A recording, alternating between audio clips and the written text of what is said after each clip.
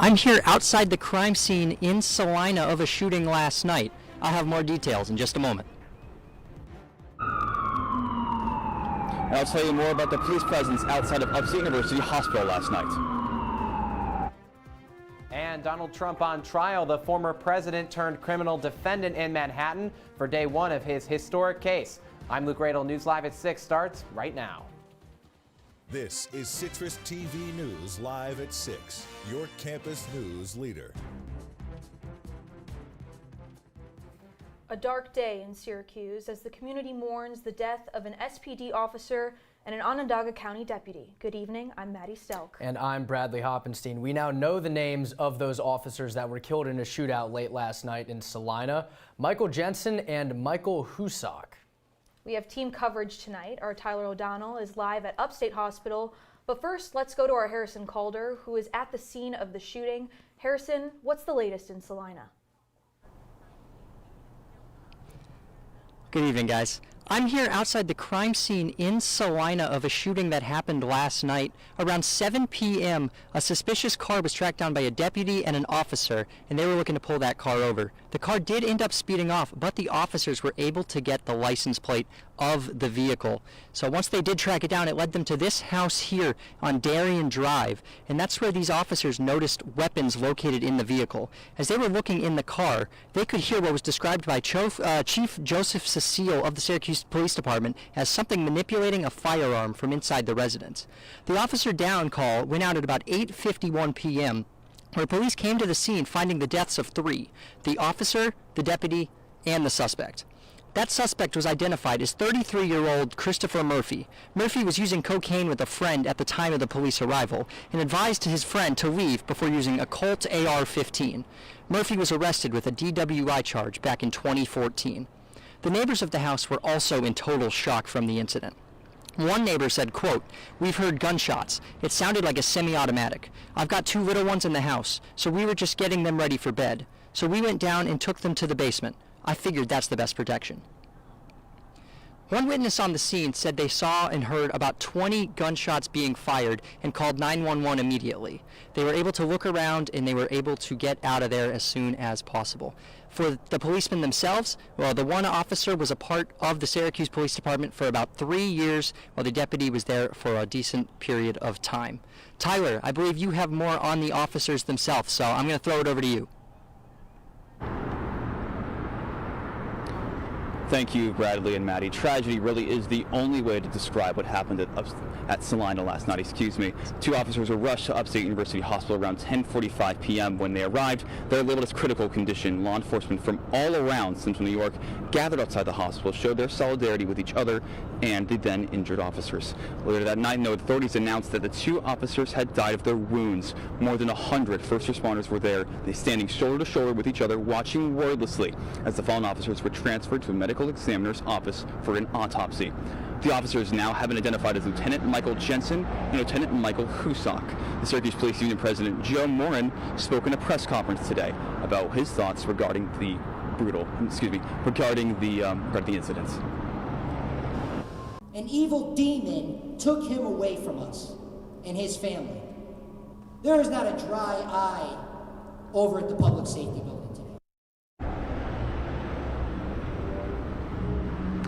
Now, flags all around the Central New York area have been put at half-mast today to honor and commemorate the 2 fallen officers. As the situation develops, CitrusTV will have more details following this. I'm Tyler O'Donnell reporting from Upstate University Hospital, CitrusTV News. Tyler, thank you so much. We're now taking a look at our first look at our weather. Our Jude Bazerman is in studio with more. Jude? Well, Bradley, Maddie, thank you so much. And right now here in Syracuse, it's very warm for a spring day here in mid-April. It's around 57 degrees, mostly sunny. There are some clouds in the sky, but it's not covering the sun like we usually see here in Syracuse. And then looking out into the greater Central New York region, very uniform temperatures all across the state today. If you go a little bit down south towards Binghamton, Elmira, near the Pennsylvania border, it gets a little bit warmer, but again, not too much cloud coverage. Not pretty warm temperatures no matter where you go here today in the state of New York.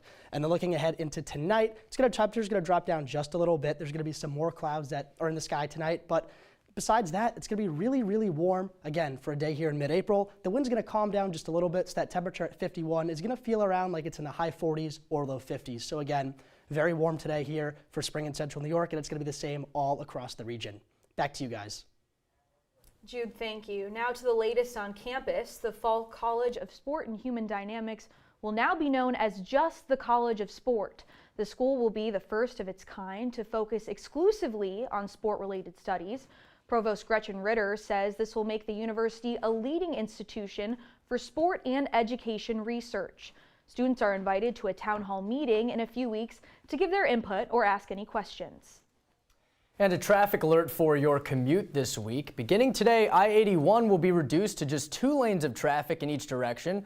Northbound traffic is being crossed over to the southbound lanes between just south of the I-81 and I-481 interchange and the South Bay Road Bridge in the town of Cicero. There are also some ramps that will be closed. Those include exit 9S, or the entrance ramp from 481 northbound to I-81 southbound, and exit 9N, or the entrance ramp from I-481 southbound to I-81 northbound. And those lane reductions and ramp closures are all a part of the ongoing I-81 viaduct project, and they're expected to last until late October, so be mindful.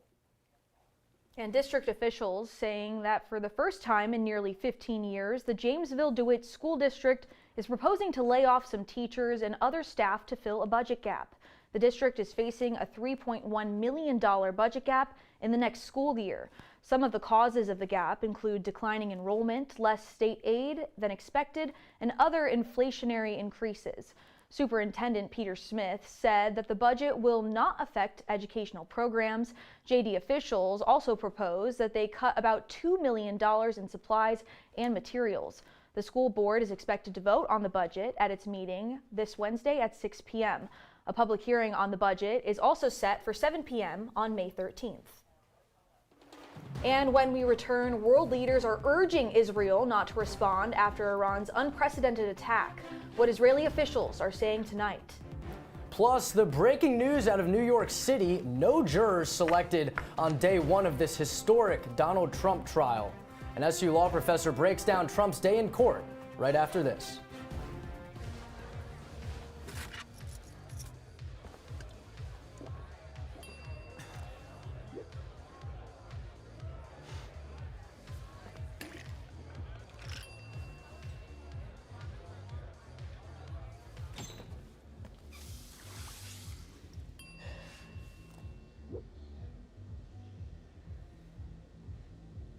If you need to do something to feel okay to drive, you're not okay to drive. Don't drive buzzed. Here we go. We're gonna go out there in the rain. You're gonna get wet. All right, here we go.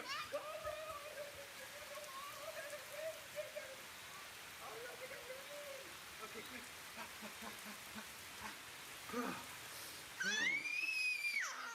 Oh yeah, yes.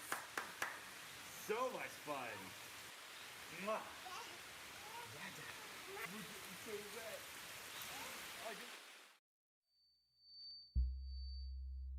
Women are bad with money.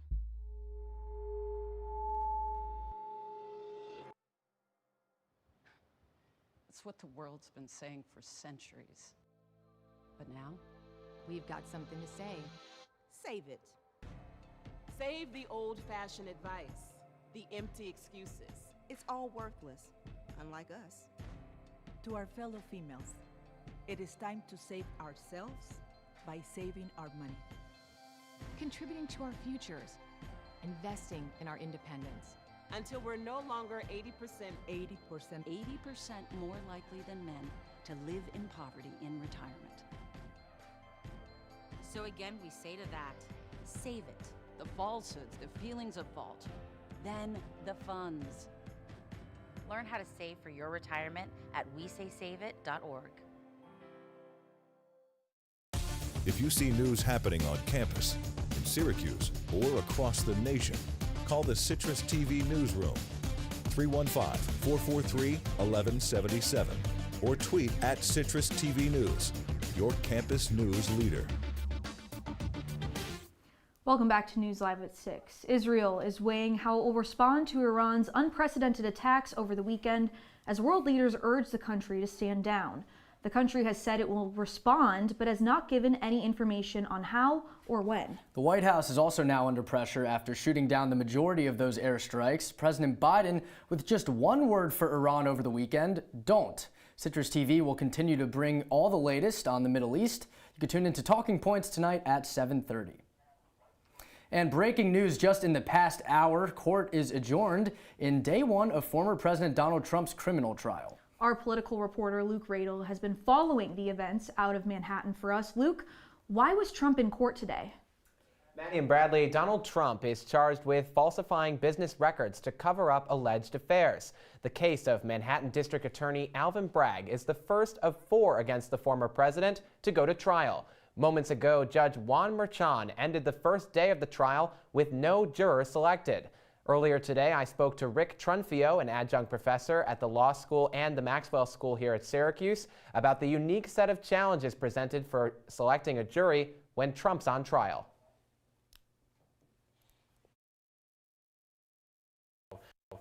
I'm sure you've done your fair share of jury selections. Sure. What would be something you'd be looking for if you're DA Bragg or if you're Trump's attorneys in a potential juror? And do you expect in the borough of Manhattan, where Joe Biden, I think, won 80+% of the vote in 2020, do you expect that Trump could get a fair jury? It's a legitimate concern based upon the numbers that you just talked about. So normally what would happen, so this is an inverted scenario. So normally, prosecutors are looking for jurors that are a little bit more law and order, a little bit more conservative, and defense attorneys are looking for more progressive, more liberal jurors who will look at the defendant and maybe bring their experience as leaning more to the left, leaning more progressive, leaning more towards criminal justice reform. Yeah. That has completely flipped on its head because now DA Bragg's prosecutors are probably, to get the jury that they want, are looking for more progressive, more liberal jurors. So the prosecutor is looking for the opposite of what they would normally look for. And Trump's attorneys, the defendant's attorneys, are probably looking for, the 1 or 2 Republicans or conservatives that live in Manhattan. And jury selection will continue tomorrow. We'll have more details on this historic day in a little over an hour on our Citrus TV political news show, Talk 7:30. For now, Maddie and Bradley, back over to you. Luke, thank you. Now the latest today, the move weapons supervisor for the film Rust was sentenced to 18 months in prison. Movie armorer Hannah Gutierrez-Reed was convicted in March on a charge of involuntary manslaughter in the death of cinematographer Halyna Hutchins. During a hearing today, family members and friends gave testimonials that included calling for justice and calling for accountability for safety on film sets. Alec Baldwin, the lead actor of the movie, was pointing a gun at Hutchins during a rehearsal on the movie set back in 2021 when the gun fired, killing Hutchins and wounding the director of the film. Baldwin has pleaded not guilty to a charge of involuntary manslaughter, and he is scheduled for trial in July. Let's get to the latest now in Baltimore after that bridge collapse. The FBI has now opened a criminal investigation into the circumstances that led up to the bridge's collapse. Federal agents were on the cargo ship this morning with search warrants looking for evidence of anything that happened inside the ship before it left the port. Meanwhile, Baltimore Mayor Brandon Scott says the city is now taking legal steps to address the bridge collapse. The mayor saying this morning the city is bringing in law firms to hold any wrongdoers responsible and to minimize any harm the incident has caused city residents. And the Biden administration continues to make strides to bring manufacturing back to the U.S. $6.4 million in federal funding is going to Samsung. That's right. President Biden says the move is expected to create over 21,000 new jobs in Austin, Texas, making another city a semiconductor powerhouse right here in the U.S. And coming up next, I'll have your 5-day forecast. Stay tuned.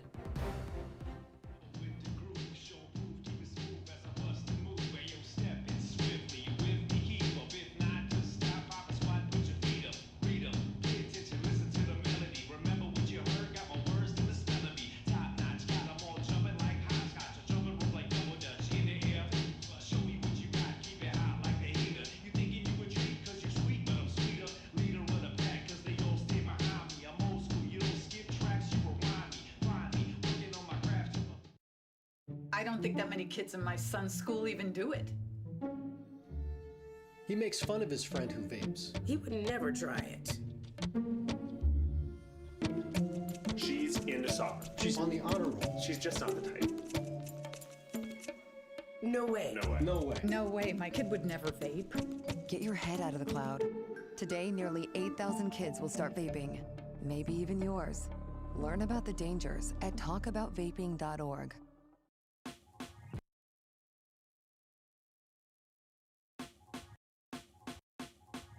Last week, Brandon met a girl on a dating app.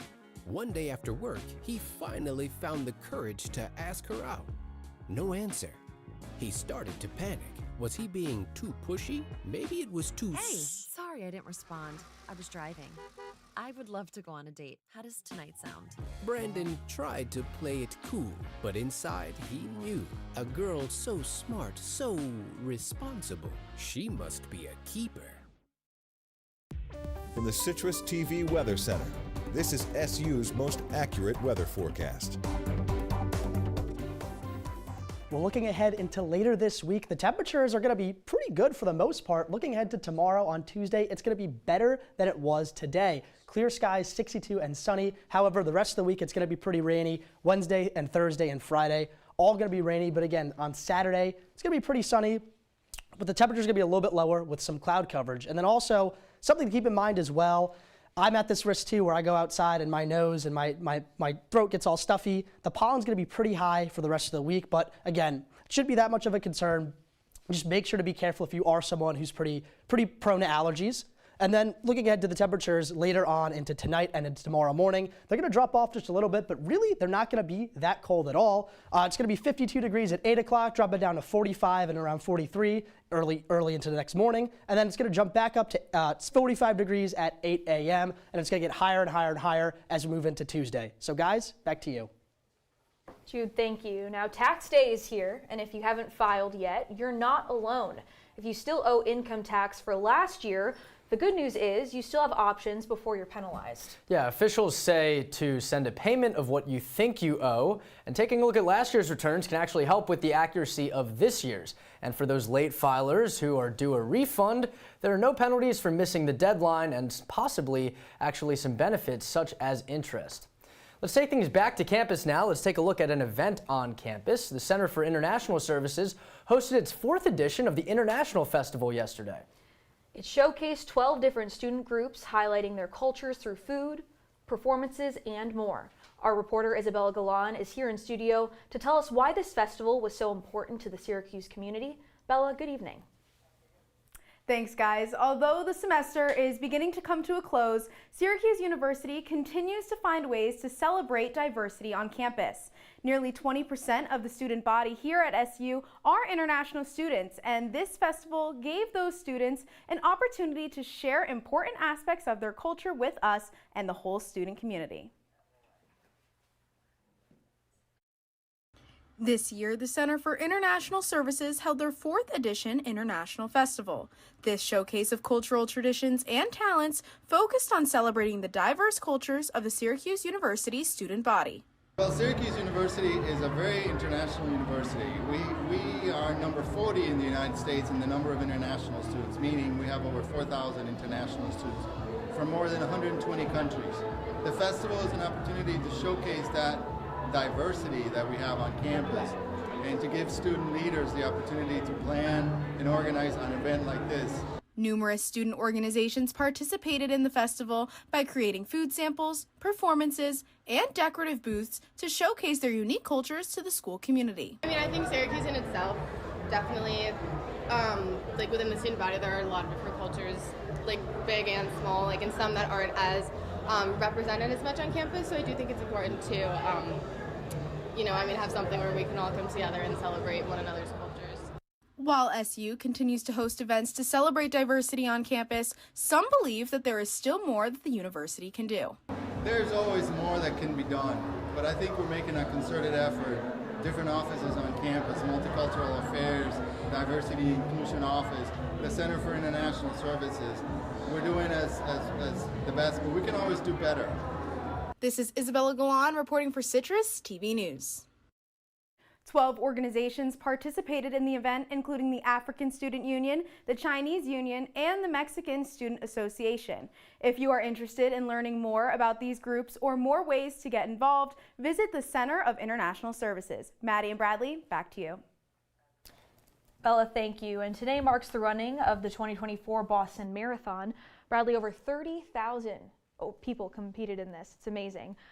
They competed through the 26.2-mile course through Boston, finishing on Boylston Street in front of many cheering fans. Incredible, something I could never do, Maddie.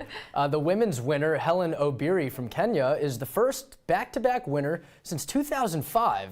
And the men's winner, Cisse Lema from Ethiopia, wasn't able to finish the marathon when he first competed in 2022. So they'll both take home $150,000, and seems like a great achievement for the two. Yes, big day for a lot of athletes here, and our Sam Reis has more on sports. Yeah, that's right. I will say I live 10 miles from the starting line of that marathon. It's always special in the Boston area. But coming up in sports, both Syracuse men's and women's lacrosse had important ACC tests with the postseason looming. Find out how both squads fared after the break.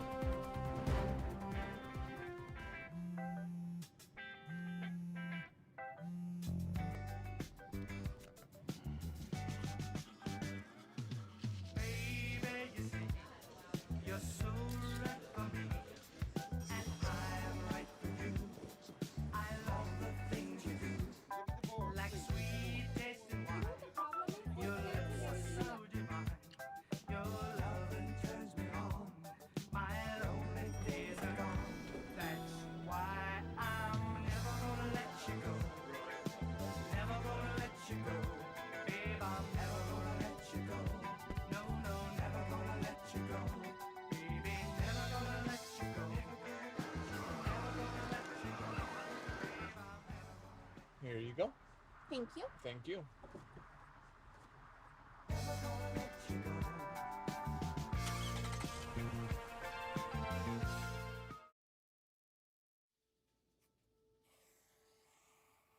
Dad? Just 1 minute, okay? Hey, Bobo, do trees tell each other stories? I'm sorry. I'm afraid I don't know that. Hey, why don't we go find out?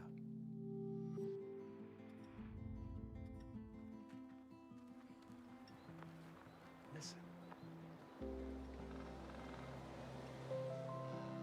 Do clouds take naps?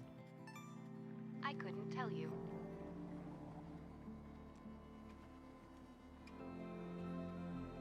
Can birds draw pictures? I don't have an answer for that. Dad, do stars visit their friends? Look!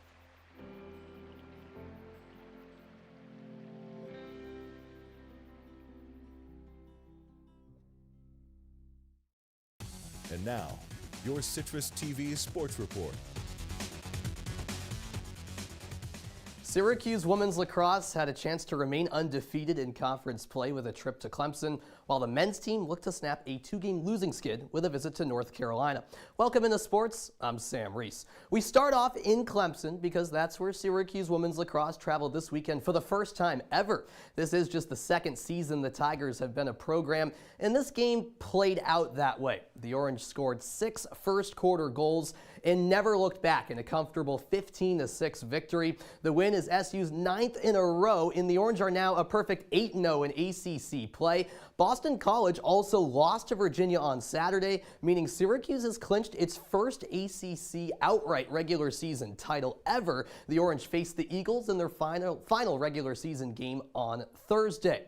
So, Syracuse women's lacrosse took care of business down in South Carolina. Could the men do the same in North Carolina? Well, let's take you to the highlights and find out. This was a reunion of sorts for Syracuse because they faced their former defensive coordinator, Dave Petramala. As we roll these highlights, the Orange entered on a 2-game losing streak. We actually don't have these highlights for you, but I'll tell you how it all went down. UNC got off to a quick 3-0 lead, but Syracuse went on a 7-0 scoring run of its own with goals from the likes of Owen Hiltz and Joey Spallina. Now, the Tar Heels did make things interesting towards the end. They went on a 3-0 fourth quarter run, but Syracuse held on for the 10-9 victory. Let's hear what Gary Gait, head coach of the Orange, had to say after the game. Our face-off guys did extremely well against the #1 face-off guy in the country, coming out on top of that matchup, and our wing play, ground balls, I thought really made the difference. And hopefully we can work on finishing games and get a little bit better and get ready to move forward. Syracuse has one more game left in the regular season. That'll be against Virginia at the Dome on Saturday. And then after that, they'll head to Charlotte for the ACC tournament. All right, we now go from the field over to the diamond. It might be early, and I mean very early in the season, but the Yankees own the best record in baseball and had ambitions of sweeping the Guardians yesterday.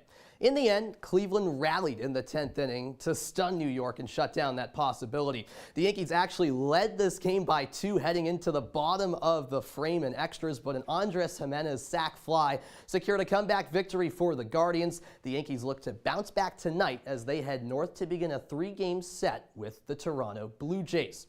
So, it might be early in the MLB season, but the opposite is true in the NBA. The Knicks entered the final day of the regular season knowing they could finish anywhere from 2nd to 5th place in the East. In order to get that 2 seed, they needed to take care of the Bulls yesterday and have the Bucks lose. And guess what? Well, both of those things happened. It wasn't easy, but New York got the job done against Chicago in overtime behind a 40-point performance from Jalen Brunson. And so after earning the 2 seed with that result and with some help elsewhere, the Knicks will now face the winner of the 76ers Heat play-in game in the first round of the playoffs. Game 1 will be at Madison Square Garden on Saturday.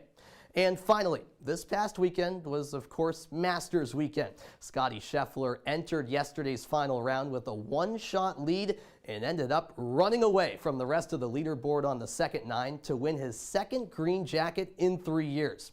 That's all from me in sports, but make sure you stick around because after the break, Jude Bazerman will have your wake-up weather.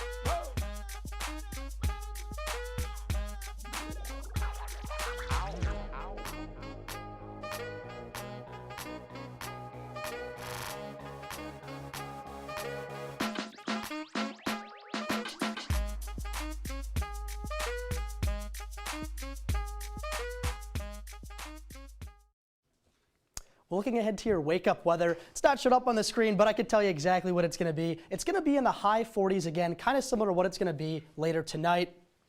The cloud coverage is going to be around the same as today, and again, later on tomorrow, around noon, 2 o'clock, 3 o'clock. It's going to be really, really warm with temperatures in the low 60s. It's going to be a beautiful day. Again, no cloud coverage, a perfect day that we usually don't see that much of this time in Syracuse. Make sure to enjoy it because later in the week, like I said, the 5-day forecast, it's going to be rainy and a lot of cloud coverage and humidity, nasty weather. You don't want to be outside for that.